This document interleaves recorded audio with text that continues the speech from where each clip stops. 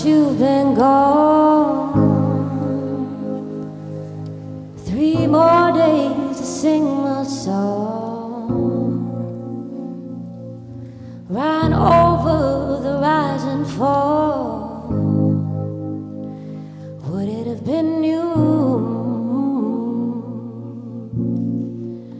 Was it something I said? Was it something I did? Had we been somewhere?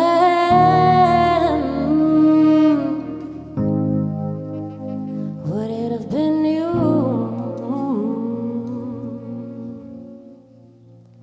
Would it have been me?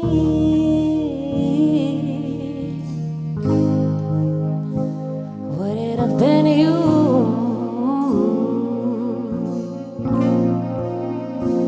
Would it have been me?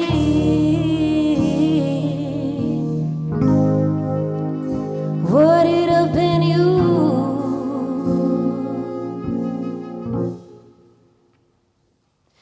Close my eyes and you appear. Same old story, same old fears. I shut it down, my circuit ears, and then I see you.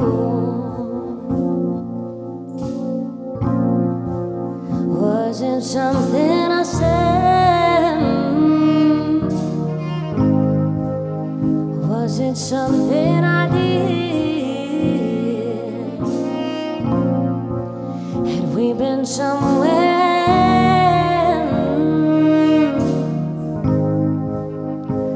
Would it have been you?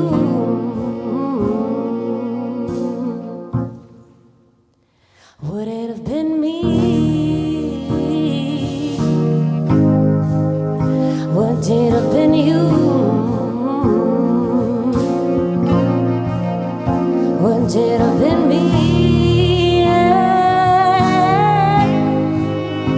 Would it have been you?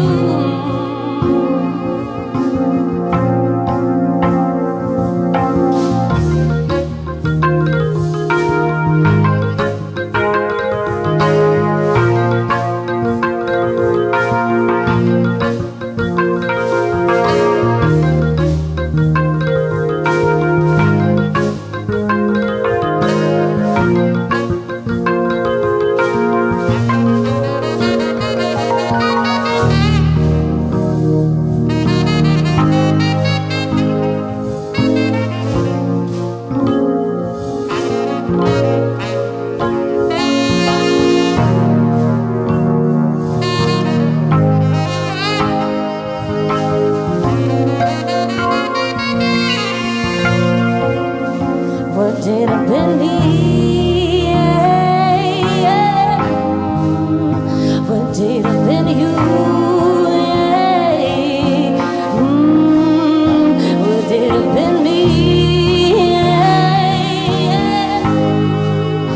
Would it have been you?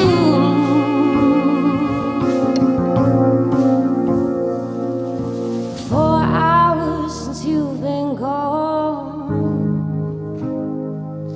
3 more days to sing my song. Ran over the rise and fall. Would it have been you?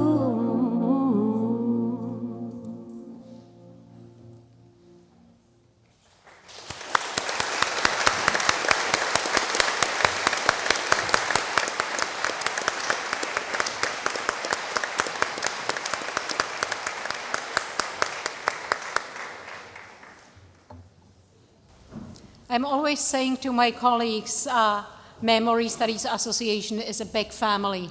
Tonight it looks like it's a little bit too big family and it grew over my head. Sorry for that. For everybody who this evening didn't fit in the room, no worries. All of that is being recorded by our wonderful film team, and all of the speeches today, as well as the keynote, will be on the MSA YouTube channel. You won't miss it. You will only wait for it a little bit longer. Somehow in 14th century, where this building was built, they didn't think about so many scholars, and I am very happy to see just the opposite. On that vein, not only that we are a big family, but we are also a very well-behaving family, meaning if your cell phones are still switched on, please switch them off so that you do not disturb the speeches and the keynote speech. For our pleasure, for the opening and in between and at the very end, we have here a Nikki trio based in Prague, playing some of the wonderful pieces to have a little bit more relaxed atmosphere after all your long travels to Prague and after setting up everything, hopefully to your pleasure and not being worried about anything. So, dear colleagues, friends, fellow memory enthusiasts, let me begin by warmly welcoming the President of the Memory Studies Association, the President of the Czech Academy of Science, the Rector of Charles University, the Director of the Czech-German Future Fund, our distinguished guests, from partner foundations and institutions, and all our colleagues, collaborators, and contributors, and last but not least, our president-to-be and the keynote who will come after the next music break. On behalf of the local organization team, it is my great pleasure, and let's be honest, my logistic astonishment, to open the 9th Memory Studies Association Conference, for which over the coming days we expect to welcome more than 1,400 participants to Prague. We promised 1,200, do I remember correctly? You know, numbers, I'm a historian, I'm not good with numbers, sometimes promise something else. But Prague is a place where memory lives not just in archives, but in the very early breath. We look forward to seeing you talk, discuss, and exchange ideas across disciplines, generations, and geographies. This year, we meet under the theme Beyond Crisis. Around the world, we are living through turbulent times marked by uncertainty, rapid change, and overlapping crises.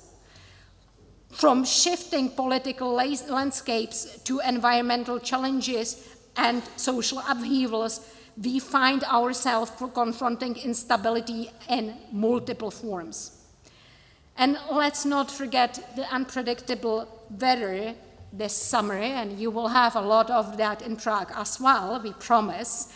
A daily reminder that some crises are local, personal, and come with questionable air conditioning, especially in old buildings like our venues, which are rightly protected as national heritage.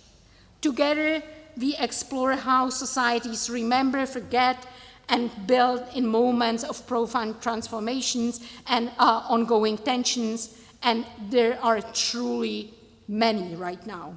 Hosting this conference in Prague is deeply symbolic. Situated at the intersection of East and West, North and South, a city has been shaped by empires, revolutions, transitions, and by its own rhythm of rising, falling, and rising again. And while Czechia may have been a latecomer to the European Union, the idea of a united Europe remains a powerful vision, born out of hardship and hope, yet increasingly tested by fragmentation, mistrust, and competing narratives of belonging. Still, I cannot help but hold on a wistful wish that solidarity, tolerance, and shared responsibility may prevail. We are particularly delighted that this year's conference is happening in person.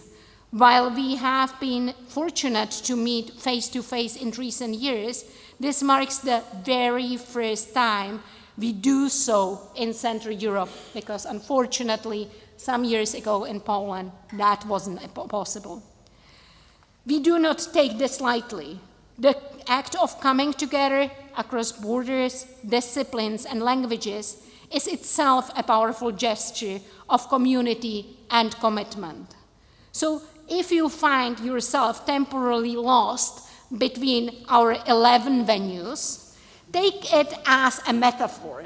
Memory work too is a journey to multiple paths, unexpected detours, and occasionally needs Google Maps. Hopefully they will work.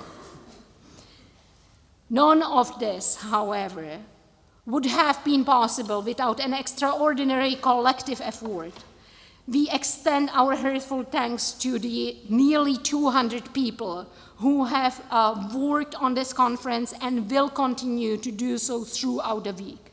From answering emails at midnight to issuing name tags at the keynote virtually at the podium, they have shown what it means to embody resilience in practice. We thank the program committee, the executive committee, and the local advisory board for their immense dedication. Special thanks go to our presidents of the MSA, of the Memory Studies Association, who have been here day and night, often, over weekends and holidays, answering questions, solving crises, and occasionally reminding us to rest. Your commitment is the foundation on which this conference is standing. Thank you so much.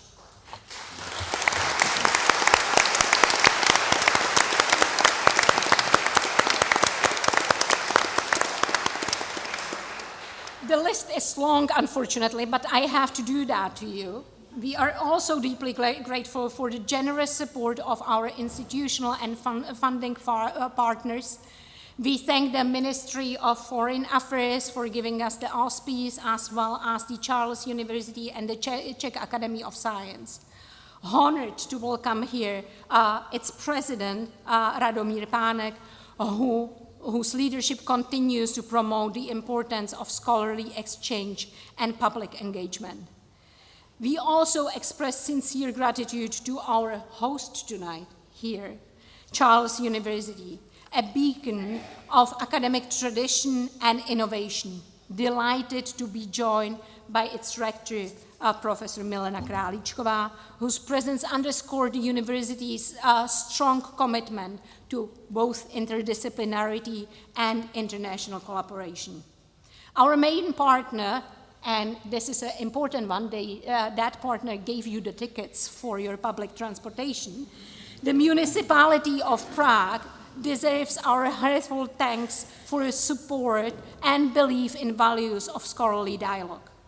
A special thanks goes to Tomáš Jelínek, director of the Czech-German Fund, for his continuous support of cross-border cooperation and shared remembrance. We are grateful to the cooperation of the EVZ Foundation, the Friedrich Ebert Stiftung, and our many publishers, institutions, and media partners who you will see around running with cameras and interviewing you occasionally.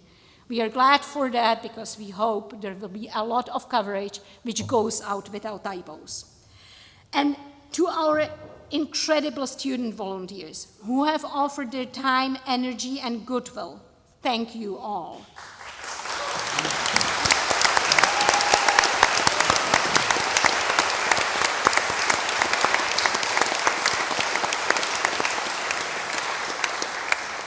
Out of the 60 plus names, let me mention our MSA Forward organizers. That's the PhD workshop, which was invisible today, but was with us, and you will meet many of those people in the upcoming days, which could not be happening without wonderful Ivana Koutníková, Alexis Dedorakis, and Jana Vinga-Martens.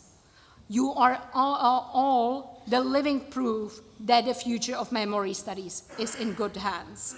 Finally, to each and every one of you who traveled here, thank you for being part of this community. May this week be one of the discoveries, connections, and inspirations for all of us. Welcome to MSA Prague 25.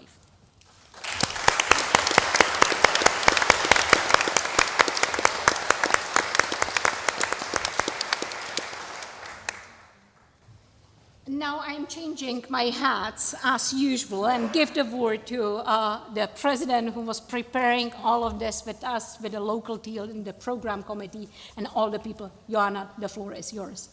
Good evening, everyone. It's a real pleasure to welcome you to the 9th annual conference of the MSA and to do so in Prague, a city layered with memory in ways that speaks to so many of our concerns. This year's conference comes at a moment of intellectual reorientation for our field. In recent years, we have lost two foundational thinkers of memory studies, Jan Assmann and Pierre Nora. Their passing invites us to reflect on the framework that shaped the field in its formative years and to recognize just how much memory studies has evolved since then and how it continues to evolve. Today, memory studies is becoming more institutionalized and more regionally diverse. You can see it in the growing number of research centers, teaching programs, journals, handbooks, and book series, and in the way the field is increasingly rooted in specific cultural, political, and linguistic context. At the same time, we gather amid enormous global uncertainty, war, extreme violence, forced migration, the erosion of democratic norms. These are not only topics of scholarly research. They strike at the ethical core of what we do as memory scholars. How do we respond when violence is still ongoing? What kind of memory work matters when lives are at stake? How do we disagree ethically, work through discomfort, and sustain dialogue, especially when memory itself becomes a battleground? Our annual conferences are crucial in meeting these challenges and defining the direction of our field. The MSA and the intellectual field of memory studies more broadly would not be what it is today without our annual meetings and the people who make them happen. These events are sustained not only by logistic, but also by the intellectual direction we are pointed in by local teams. Each conference leaves its mark on the field by introducing questions, concerns, and perspective grounded in the local context, and by bringing this into conversation with global debate. This is what makes our meetings feel both situated and alive. But as anyone who has ever organized even a small academic event realizes, it takes a village to run the MSA and to organize an MSA conference of such a scale as ours. And now I'll be offering thanks and returning thanks to Katarzyna. And it's the most pleasurable and the most difficult part, because I'm bound to leave someone out. Let me begin by thanking the rector of Charles University and the president of the Czech Academy of Sciences, as well as all the directors of the hosting institutions for generously providing the venues and the institutional support to our conference. Allow me to express my deepest gratitude to the Czech Ministry of Foreign Affairs for granting us its support. It's deeply encouraging to see the significance that memory studies can have in the realm of international politics, and to feel that our work is being recognized at such a level. I also want to thank my wonderful colleagues on the MSA Executive Committee, the past president Wolfgang Steiner and the president-elect Anne Rigney, who will take over as president at this very conference. I'm grateful as well to the members of the Executive Committee, Ruramisai Charumbira, Maria Kobielska, Daniel Levy, Ulla Savolayan, McKenna Ulfe, and Johanna Vollmeyer. It has been an enormous privilege to work with you with such outstanding scholars from 8 countries and 3 continents. Very special thanks go to Lana Dakovic, our superb office manager, without whom the MSA simply would not function. This year, heavy burden rested on the shoulders of the program committee, chaired so skillfully by Juliane Thoman. Together, they have created a rich and ambitious program, which includes over 300 sessions and around 300 participants from almost 80 countries, 80 countries. Thank you to 100 reviewers of conference abstracts. My warmest thanks also go to Róża Kochanowska, our program coordinator, who was the person behind much of your Drifta experience this year. As always, she handled countless practical matters, responded to a flood of emails, and made sure everything ran smoothly. Thank you to the co-chairs of our working groups, regional groups, and national networks, as well as the members of the MSA Advisory Board and Local Advisory Board, whose dedication and ideas have shaped this year's program in many ways. I would also like to acknowledge the organizers of MSA Forward, our initiative for PhD students who represent the future of our field, as Katarzyna has already mentioned. But we would not be here at all if not the incredible efforts of the local organizing committee, led by Katarzyna Kralowa, the busiest memory scholar of the year, who devoted a full year of her life to making this event possible. She managed to coordinate a wonderful team of scholars and volunteers. They work, the logistics, the coordination, the emails, the troubleshooting, much of it invisible, has been nothing short of extraordinary. They have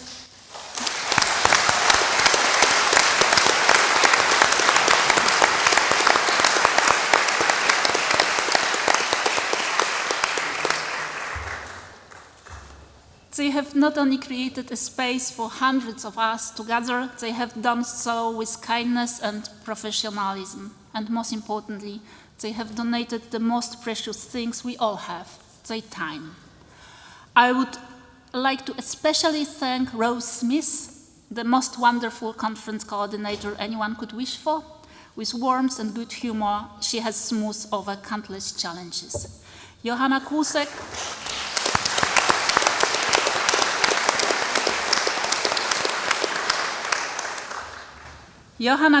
created our culture program. Karin Roginen-Hofmeister coordinated with publishers. Weronika Peche managed media outreach.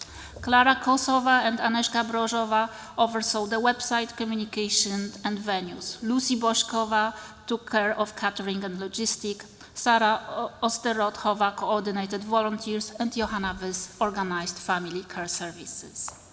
My thanks also go to Teresa Cortez, Kinga Alina Langowska, and Andrzej Klipa for their generous help, as well as to our MSA EC interns, Li-Ann Lichtenberg, Helena Kruskas-Padro, and Sara Krukeru, who supported us along the last stretch.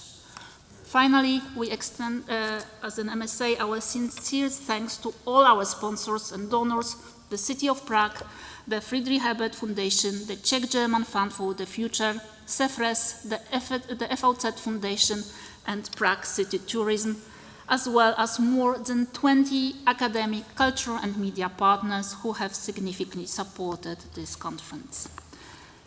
Before I hand over the microphone, I would like to end with a small gesture of gratitude. These flowers are for Katarzyna, Rose, and Juliane, 3 extraordinary women without whom this conference would not have come together. Please come up and accept them with our warmest thanks.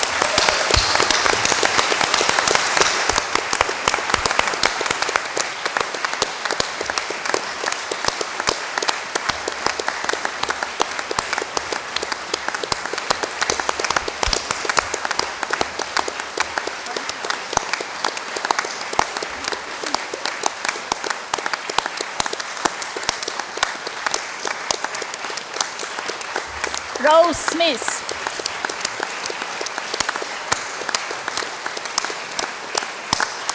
Where is Rose?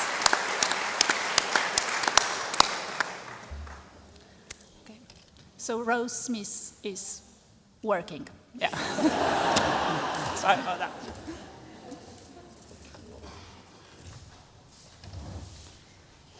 Thank you so much. As I said before, I was mentioning the old traditions of this very hall. We are not used to flowers being reached out in here. So it really took us by surprise. But it was a splendid surprise. Thank you. I'm so touched. Catching my breath.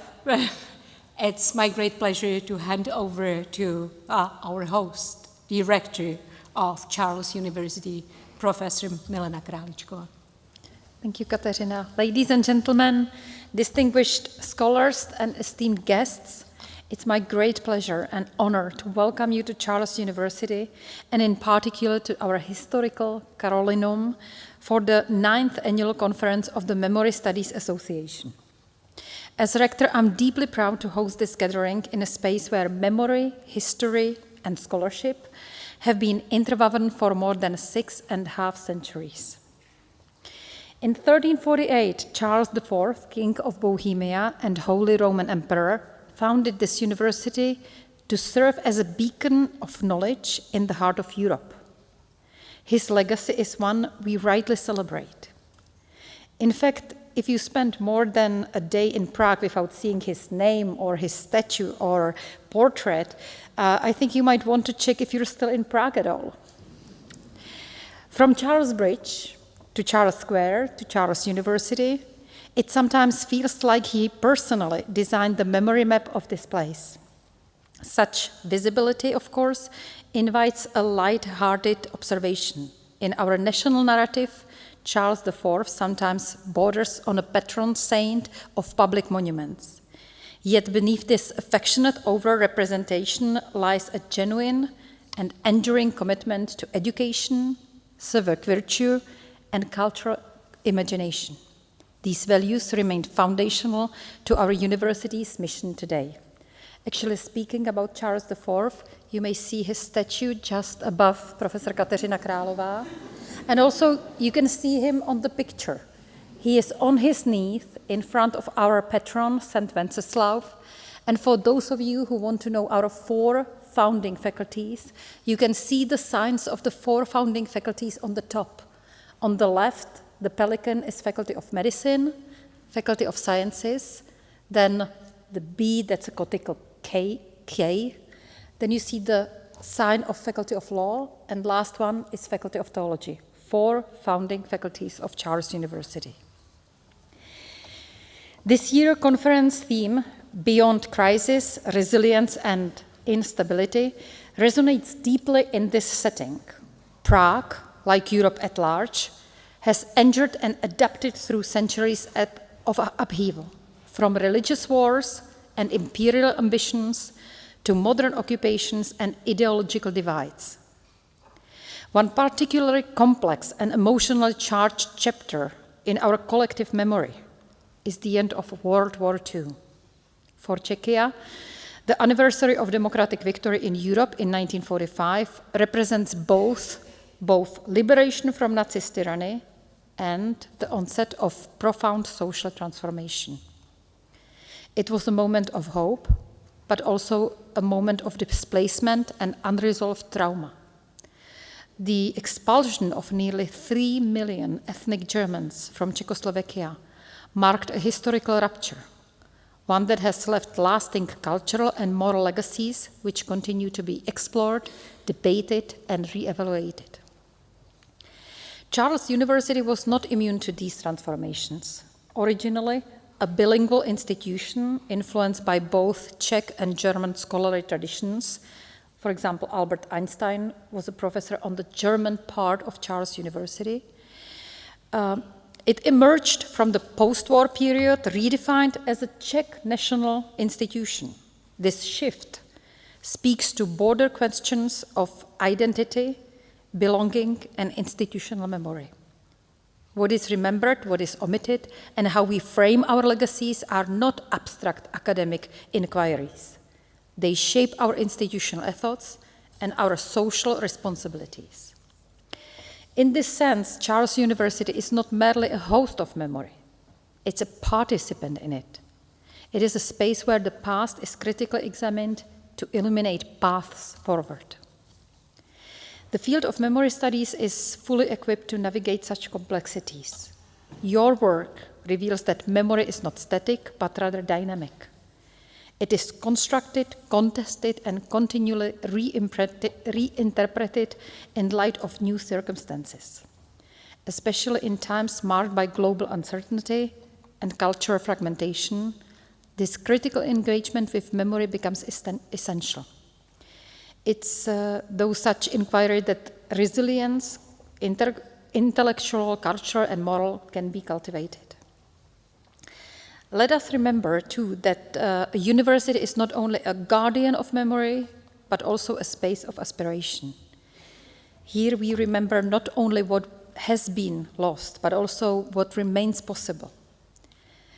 As you engage in dialogue over the coming days, I invite you to draw inspiration from the legacy of Charles IV, not as a distant emblem, but as a reminder of what it means to invest in education as a foundation for a stable, just, and enlightened society.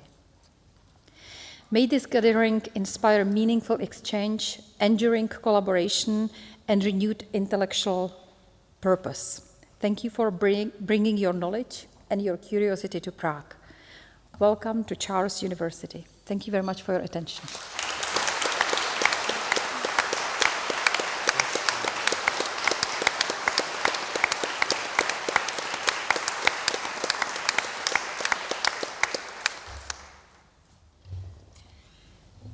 Well, as you see, there are more of us, and there are more welcome speeches to be shared with us. But first, thank you, Rector Králíčková, for your inspiring speech. We will do our best to commit to what you were saying. The next speaker on our table is the president of the Czech Academy of Science, Professor Radomír Pánek. The floor is yours. Thank you very much. So, dear ladies and gentlemen, dear colleagues, it is my great honor to welcome you all to the 9th annual conference of the Memory Studies Association here in Prague, among others under the auspices of the Czech Academy of Sciences. While we are not gathered today within the walls of the Academy itself, we find ourselves in the equally storied hall of the Carolinum, one of the oldest universities in Europe. This year's theme, Beyond Crisis, Resilience and Instability, could not be more timely or timeless. This reflection on memory is especially poignant here in Prague. On Národní třída, for example, where the Academy's headquarters stands, history echoes in the very pavement, from the National Revival Market by the National Theatre to the Velvet Revolution in 1989. When I walk that avenue, I often reflect on the strange comfort of living in a place where every few meters come with a footnote. It's a vivid reminder that Central Europe is not just crossroad of geography, but also of memory, layered, complex, and always in motion.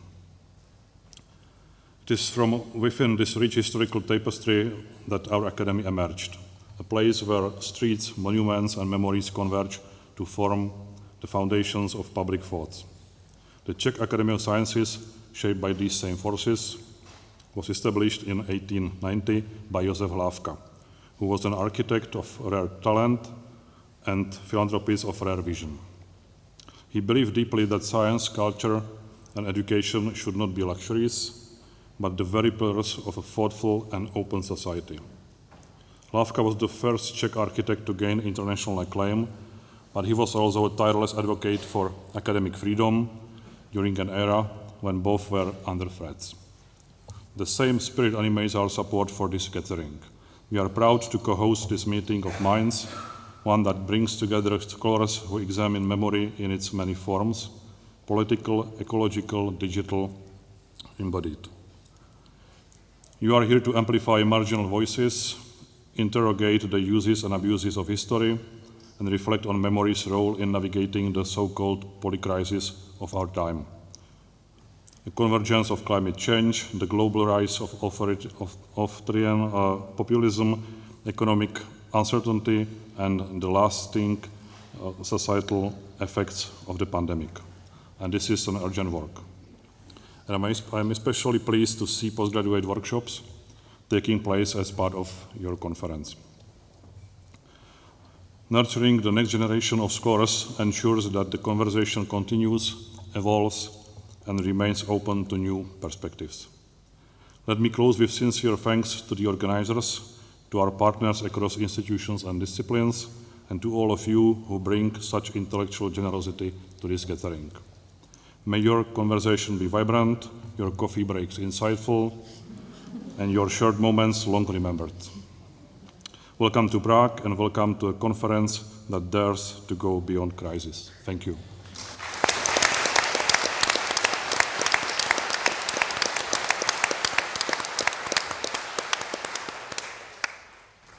Thank you, Mr. President. And last but not least, the head of the Czech-German Fund for the Future, whose organization was not only integrated in all the process of preparing this very conference, but also generously supported us financially.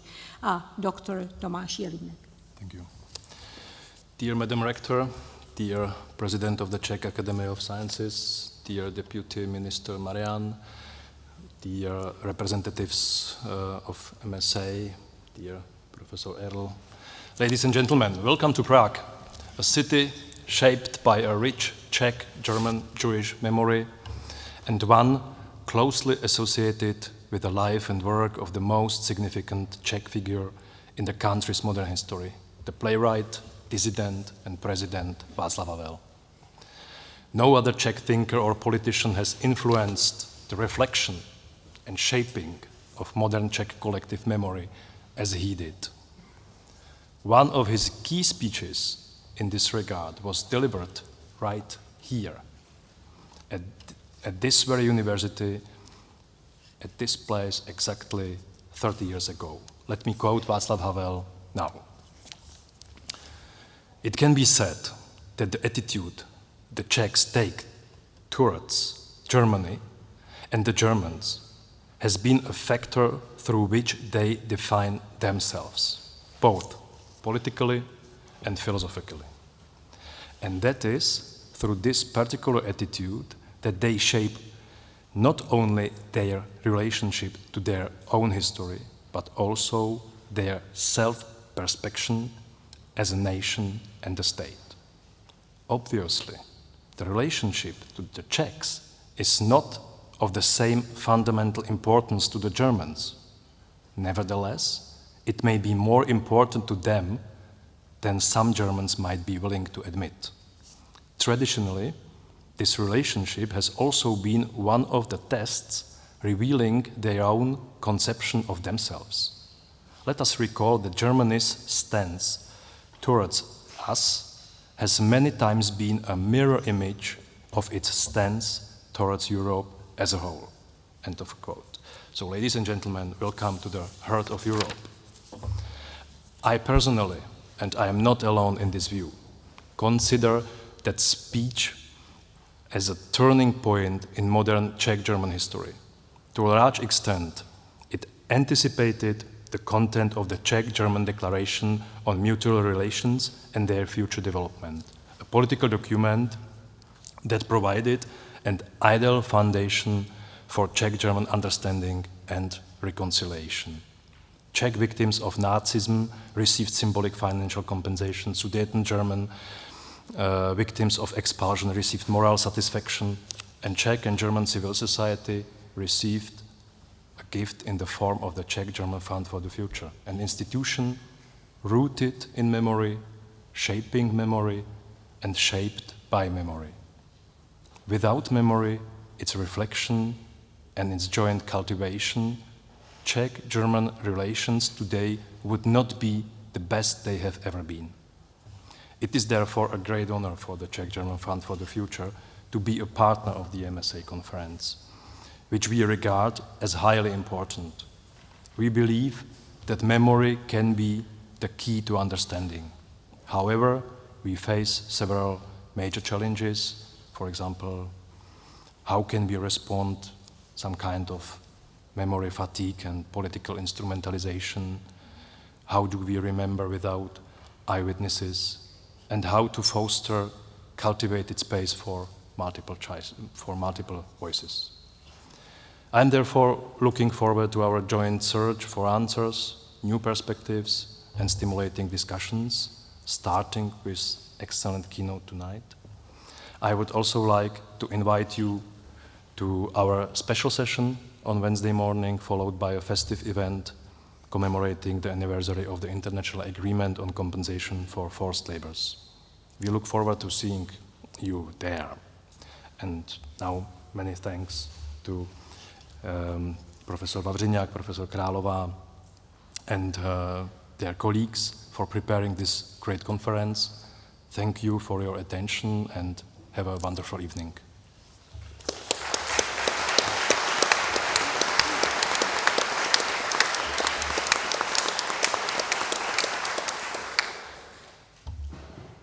And what makes an evening more wonderful than another piece of music, please?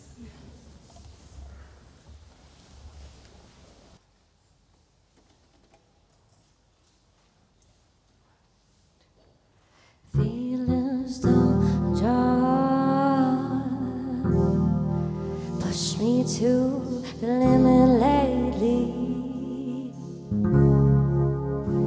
Feelings won't stop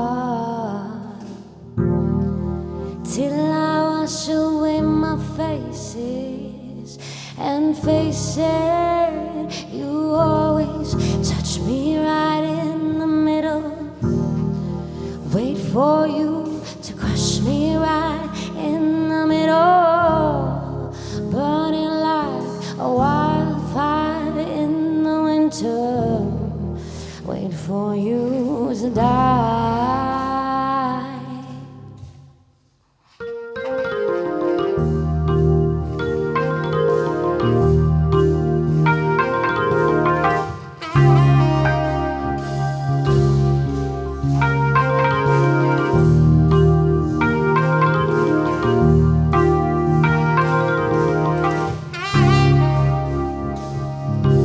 No need to trespass, just gotta let it pass. No need to trespass, just gotta let it pass. No need to trespass, just gotta let it pass. No need to trespass, just gotta let it pass.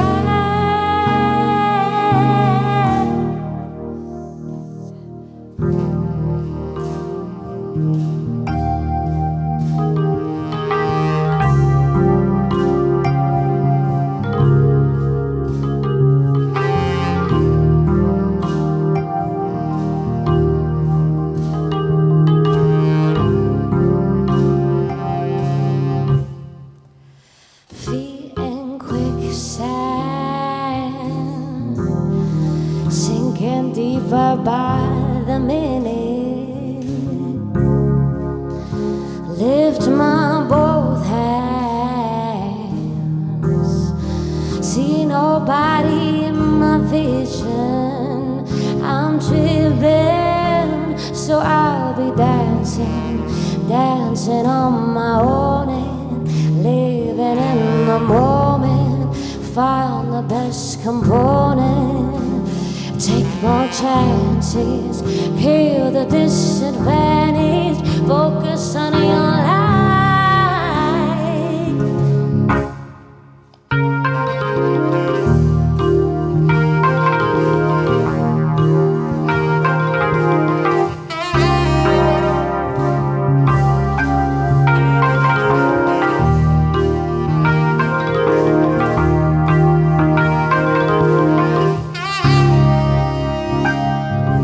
No need to trust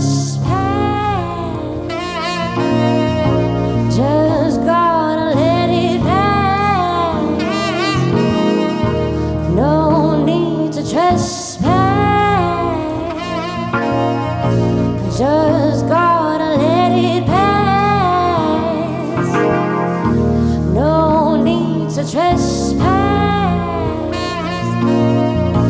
Just gotta let it pass. No need to trespass. Just gotta let it pass.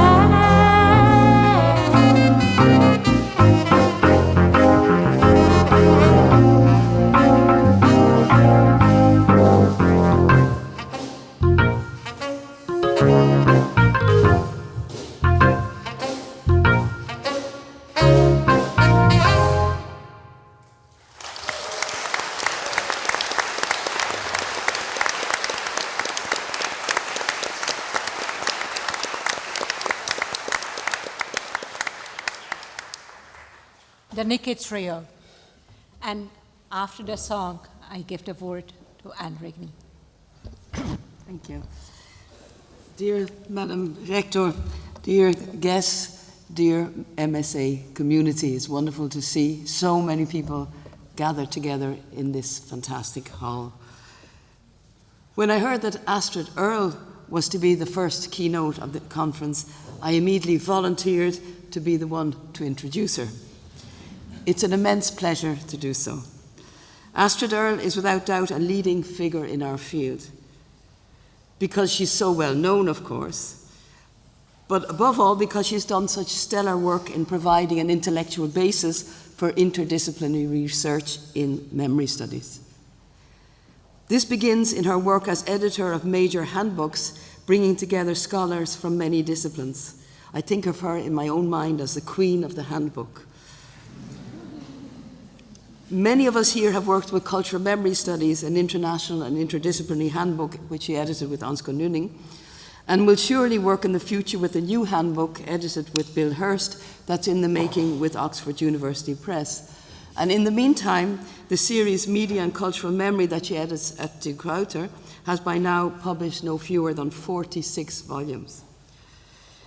If I begin with Astrid's work as an editor, it's not to suggest that she's only a facilitator, though she's a hugely important facilitator and a hugely generous mentor of young talent. But it's to explain something else. The fact that she has an extraordinary grasp of the field of memory studies as a whole. Arguably more than anyone else, she knows what's out there. She knows her literature. More importantly, she has an extraordinary gift for synthesis and for bringing together multiple strands of research into a synoptic view of the field that also opens new avenues of research. Her work is rooted in the subfield of cultural memory. Her earliest monographs, I'd like to recall them here, were on the remembrance of World War I in English and German literature, and on the remembrance of the Indian Mutiny, or the Indian Rebellion as it's now called, of 1857. And she continues to work on literature as a medium of memory, most notably in her long-term work project on the reception of Homer. And crucially, she uses this cultural memory perspective not only to contribute to greater insight into the production of cultural memory, but also to build bridges to other disciplines as she aims to articulate an integrated account of memory work spanning the personal and the collective. And this has yielded, among other works, her book Memory and Culture, again, which many of us use, and masterful survey articles such as Travelling Memory, The Hidden Power of the Implicit Collective Memory, and Memory Worlds in Times of Corona, to mention just a few of the studies that have been collected in her most recent book, fresh from Oxford University Press, I'm glad to announce it here, called Travels in Time. All Astrid's work is characterized by a profound knowledge of the field, combined with an original vision that time and again produces a new direction for research and a renewed commitment to the study of memory. So who better a person to kick off our conference and to talk on the topic of collective memory in 2025. Please join me in welcoming Astrid Erll.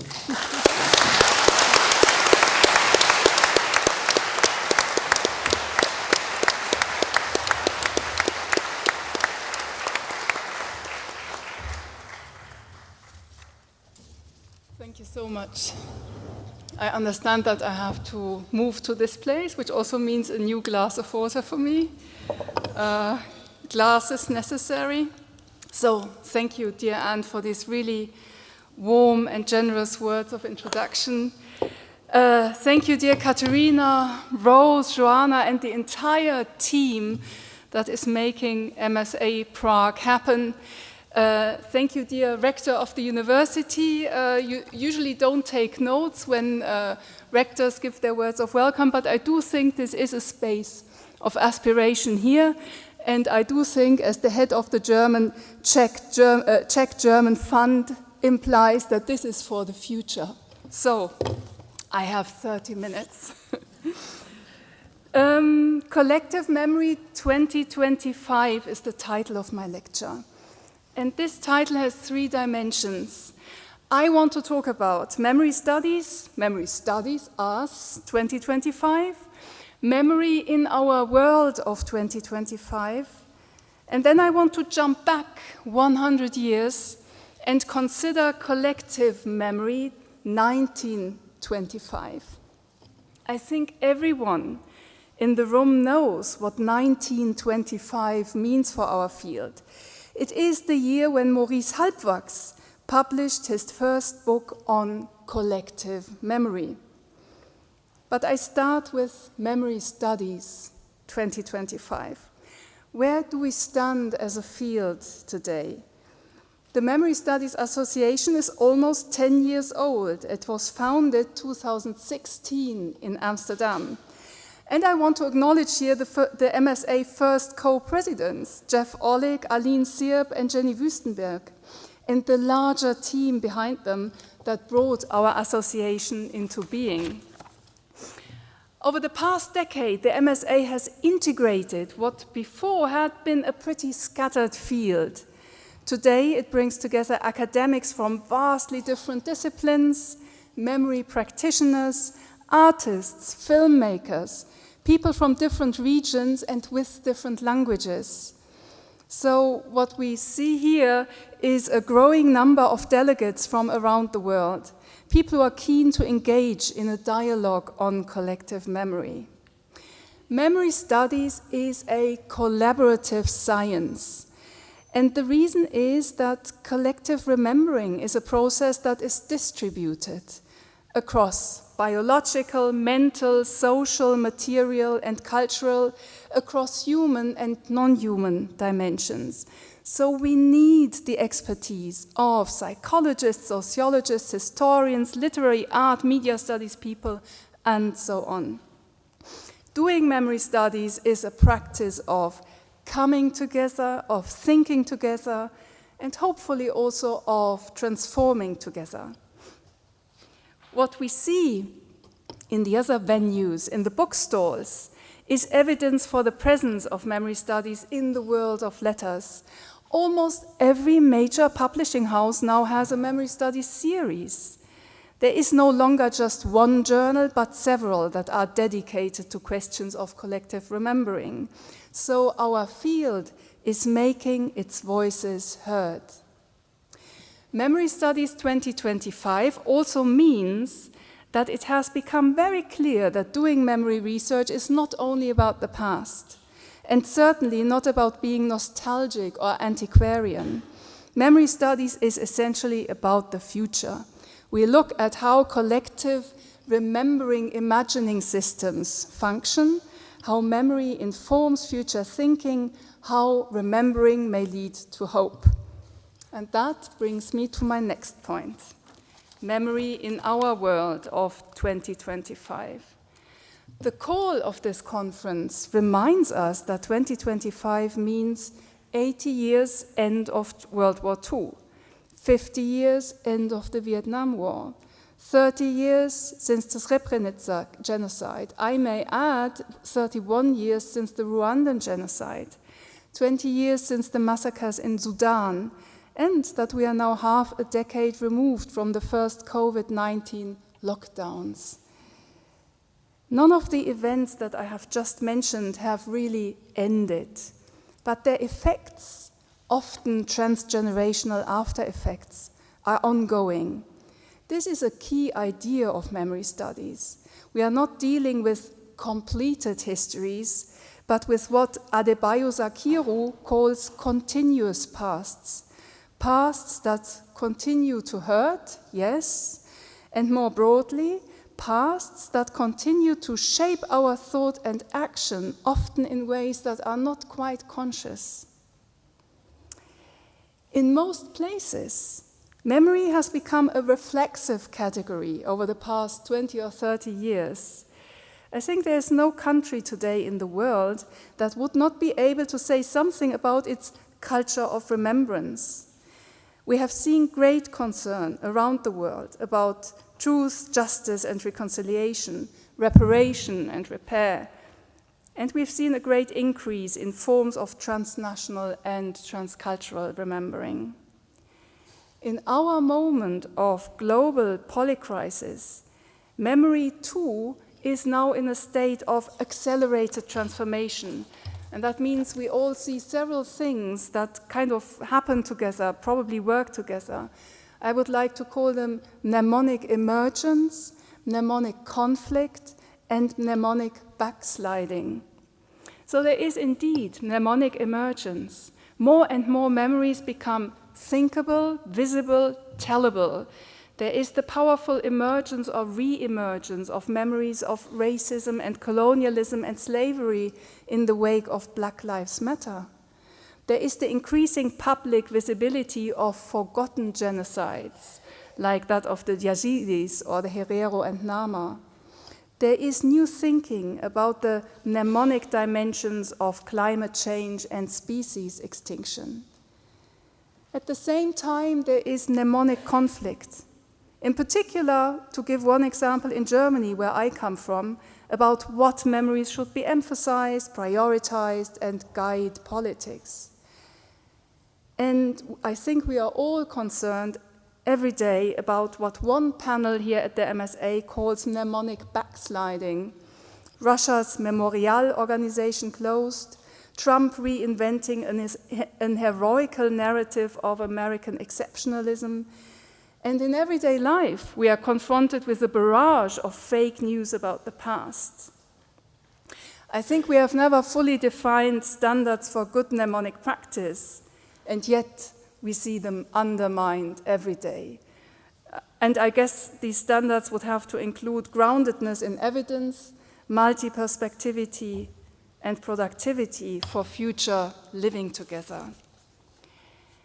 So one thing is clear, memory is not a hobby horse for academics in their ivory towers.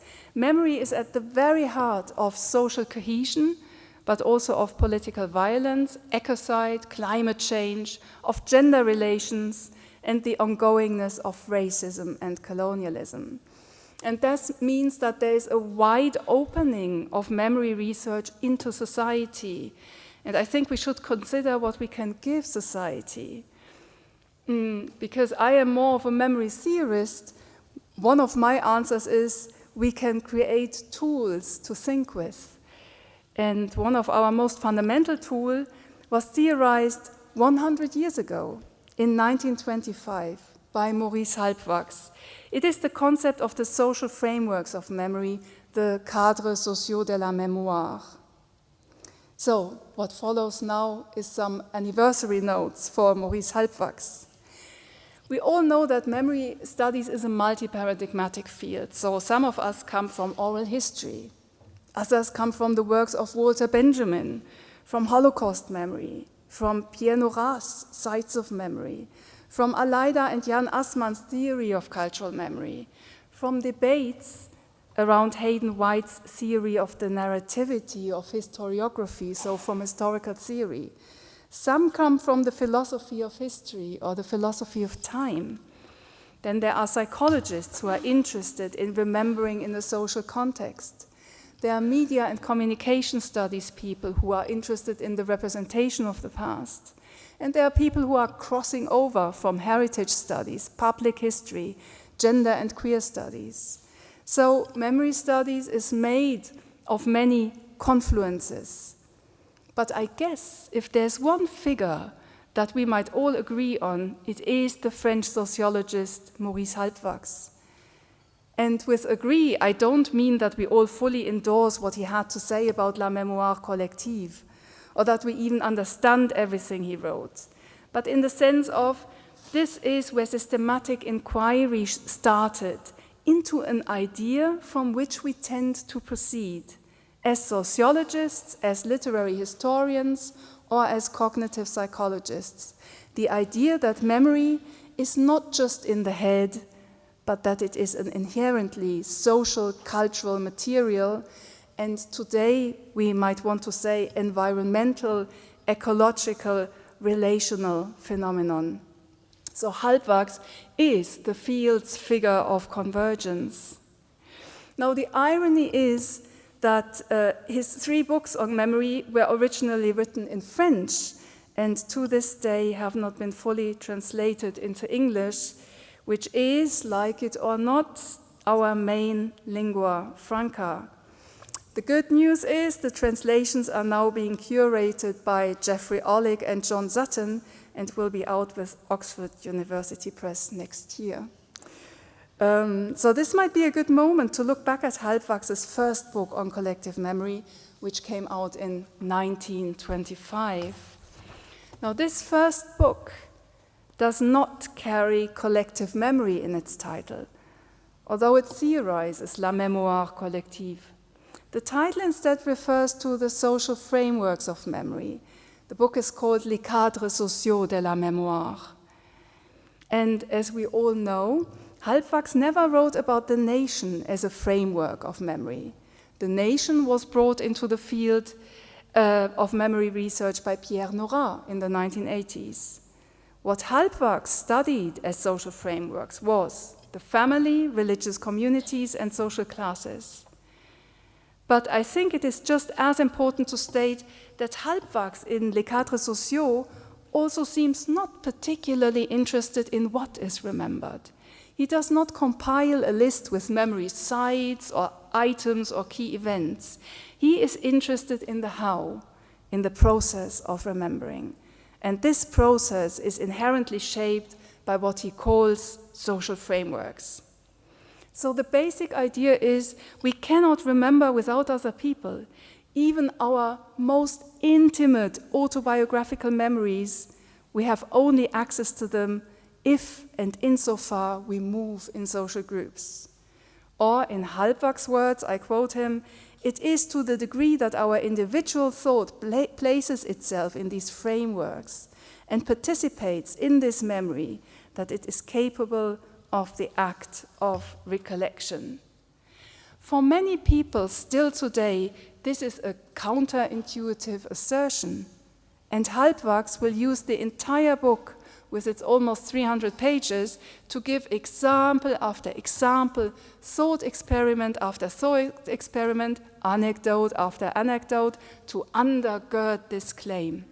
And the claim is no social frameworks, no memory. The cadre social is in fact an operative metaphor. It refers to the people around us, to society, literal in French cadre, and on a second level it refers to the socially shared and shaped thought that emerges when people are together, to mental frameworks that Halbwachs also calls schemata. With this double logic of inside, outside and inside, social and mental, or in Erll's terms, collective and collected memory, the cadre social is the single most important concept of Halbwachs' writings on collective memory, and a vexed question that keeps us busy to this day. So how has our field contributed to a deeper understanding of Halbwachs' cadres sociaux?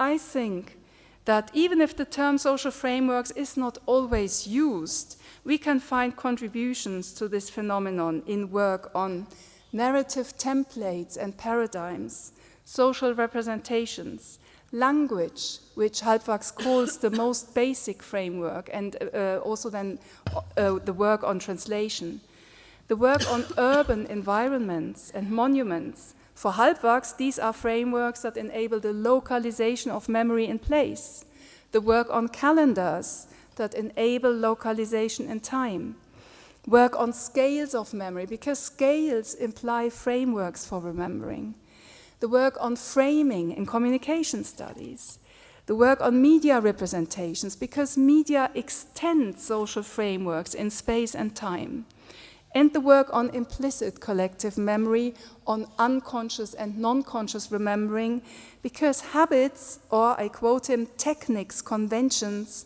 are also part of Halbwachs' social frameworks. So in the remaining time, I want to ask, how can the concept of social frameworks help us address three major challenges in our age of polycrisis? How can we use collective memory 1925 in order to address collective memory 2025? And I will ask about three things: transcultural memory, digital media, and the environmental crisis. Challenge number one, transcultural memory. Collective memory in our age of globalization and migration has become transnational and transcultural. That was the basic insight behind the transcultural turn in memory studies 15 years ago. Now, the transcultural individual that remembers at the intersections of diverse frameworks is already something that Halbwachs thought about. And I quote him, this is now from his La Mémoire Collective. Each individual memory represents a point of view on the collective memory. This point of view changes depending on the place I occupy. And the place I occupy changes depending on the relations I have with other milieus.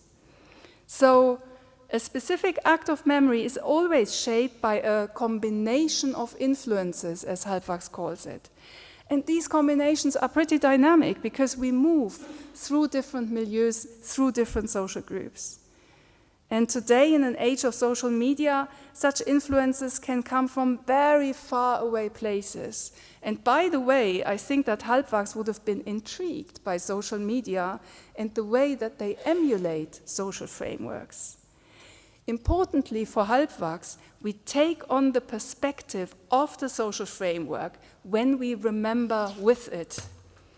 So if we look at the German situation, where the dominant memory of the Holocaust is currently complemented, some would say challenged, by memories of colonialism, colonial genocide, ongoing racism, and also by the experience of the Palestinians. This is something that can be very easily explained with Halbwachs. He would say this is how collective memory works, where social frameworks are dynamic and recombinant. But the difference between memory in 1925 and memory 2025 is that today, collective remembering has become a deeply normative and highly politicized activity. So what we need to add to Halbwachs' theory that implies an always already transcultural memory, what we need to add is concepts that help us with the ethical and political implications of specific acts of memory. Michael Rothberg's multidirectional memory and the implicated subject, for example, help us understand what happens when we remember by drawing on different frameworks and how our own positionality comes in. Challenge number 2, digital media. Halbwachs mentions media only if and insofar they stand for social groups. It really took media memory studies to show, since the early 2000s, that a considerable portion of social frameworks of memory are in fact medial frameworks of memory, from war photography to Hollywood.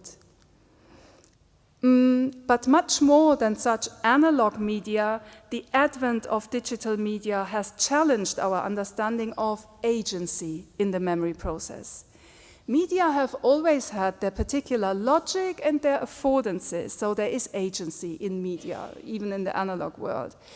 But now algorithms and AI make possible what Mykola Makotu calls human-to-robot and robot-to-robot remembering, where humans are increasingly out of the loop. So digital media bring home with full force something that Halbwachs already saw, but that needs to be expanded and unpacked for our time. All remembering is distributed remembering. Mnemonic agency is not entirely with the remembering individual, but our memories are shaped by external frameworks. The third challenge that I want to address is yet another challenge that necessitates us to think the cadres sociaux beyond the human. And I'm talking about the environmental crisis, and I'm sure that the Slow Memory Network has many more ideas and better ideas that will soon be published. All I want to do here is to quote the environmental philosopher Baptiste Morisot, who writes in his books Ways of Being Alive, I quote him, "We humans are social primates obsessed with our fellows." And I think that's also an apt description of Halbwachs. Halbwachs is interested in the social only insofar as it refers to human sociality. Morisot introduces his book with an anecdote that interestingly makes an argument about frameworks of memory. And I quote him here at length. So this is Morisot. "When a Koyukon Native American hears the cry of a crow in Alaska, the sound works its way into him and, through the cluster of memories, simultaneously brings back to his mind the identity of the bird, the myths that tell of its customs, the common filiations between bird and human, and their immemorial alliances in mythical time." And now, importantly, there are crows everywhere in our cities. Their calls reach our ears every day, and yet we hear nothing, because they have been turned into beasts in our imagination, into nature. The 10 different bird songs that we hear every day do not reach our brains other than as white noise. So basically, Morisot asks here, what can become meaningful, active, agentive, as a component of our frameworks of memory? And what remains outside as mere white noise? In order to tackle the environmental crisis, we need first of all a reorientation of our frameworks of remembering and experiencing, much as they were described by Halbwachs. Morisot talks about adjusted consideration. We must adjust our frameworks so that they are capable of having consideration for the more than human, and then experience and remember with it.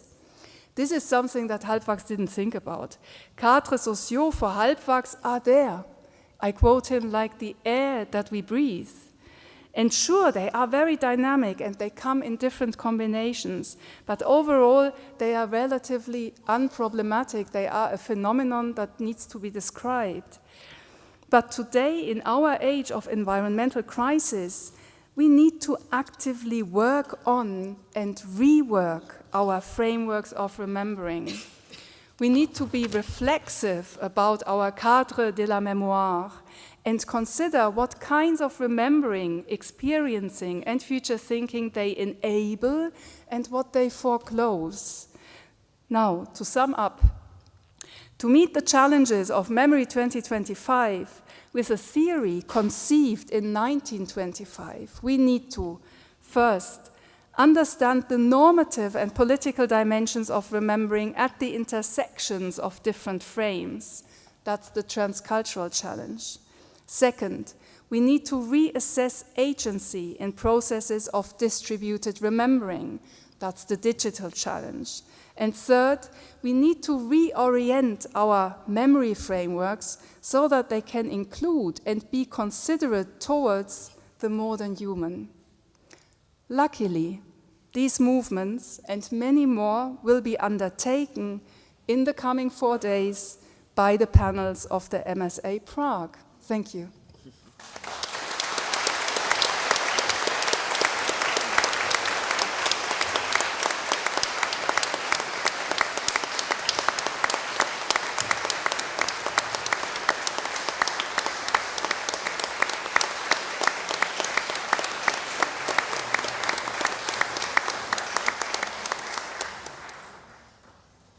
Well, and in this festive mood and festive hall, which doesn't allow technically for a microphone for Q&A, we can allow ourselves the plurality of questions during the reception after that. But for now, how to end a party better than with a piece of music? I give you the Nikki Trio.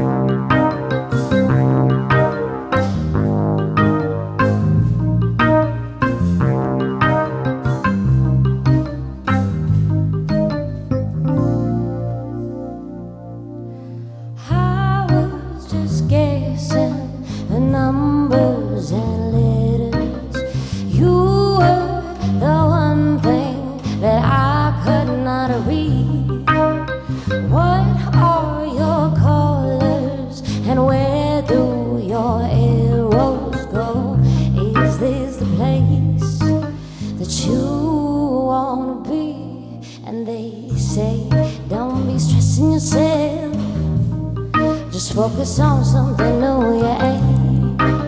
It's easy said than done, but it's definitely true, yeah. And it's beating me, I can't let it go, get it, gotta come be with it. Gotta man up to stand up for what I believe in. I was just guessing the numbers and letters. You were the one thing that I could not read. What are your colors and where do your arrows go? Is this the place that you wanna be? Asking you questions that I wanna know myself. Liquor is dry, ain't nothing else on the shelf for us. Don't be mad, don't be angry at me. I ain't the one who's coming after you, I'm after me. It's incrementally, incredibly, effectively. I don't know why I always wanna do it, put myself in a difficult situation to derive some kind of motivation. What's up with that? Ain't it whack? Putting me on my back, feeling it up to react to all the things that be happening. Fact is, it ain't happening, I'm doing it. Letting my things fall and crawl before I'm through it. So I was guessing the numbers and letters. You were the one thing that I wanna read. And what are your colors and where do your arrows go? Is this the place that you wanna be?